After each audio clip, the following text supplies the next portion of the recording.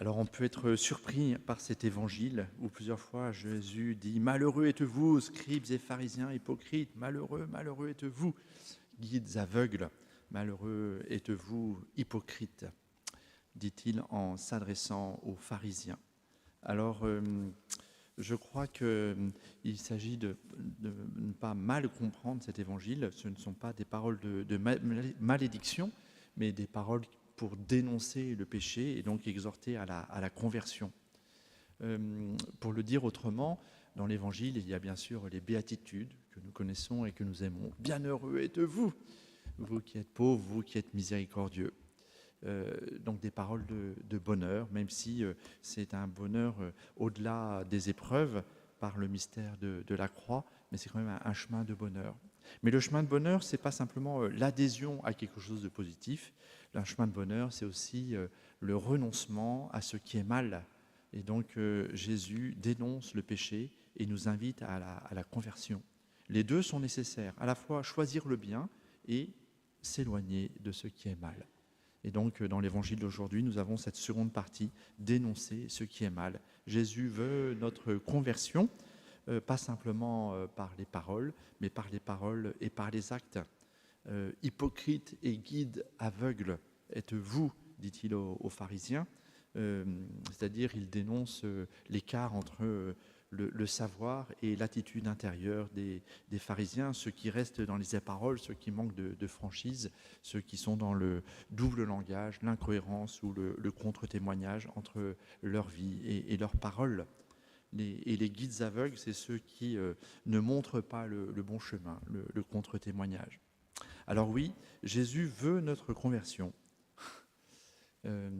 Il affirme que les faux témoins risquent de perdre leur âme et Jésus dénonce le péché pour les sauver.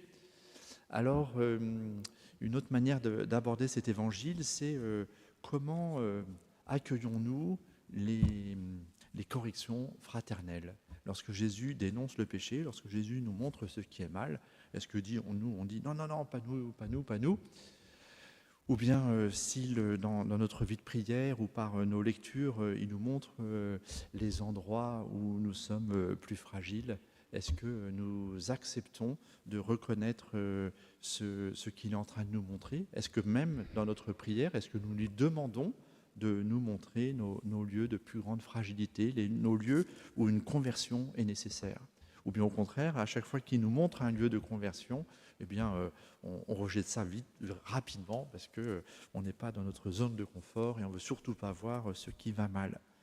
Alors, c'est peut-être l'objet de notre prière avec cet évangile. Seigneur, tous les jours, nous disons dans Notre Père, délivre-nous du mal. Alors, Seigneur, montre-moi mes lieux de conversion. Toi qui es puissant, toi qui peux tout, toi qui peux guérir mes lieux à convertir par un coup de baguette magique, mais toi qui veux non pas agir de manière verticale comme ça, mais qui veut ma coopération, eh bien montre-moi. Montre-moi mes lieux de conversion, les lieux où je dois renoncer à quelque chose, à ce qui est mal. Montre-moi et aide-moi à accueillir en vérité et avec bienveillance ces lieux que tu vas me montrer.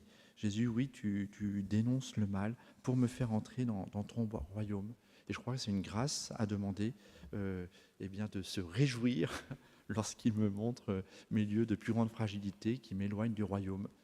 De se réjouir lorsqu'il me montre le chemin de la vérité, du bien, de la paix, mais aussi de se réjouir lorsqu'il me montre les lieux où je peux grandir, les lieux où je peux changer et par là entrer dans son royaume. Amen, ainsi soit-il.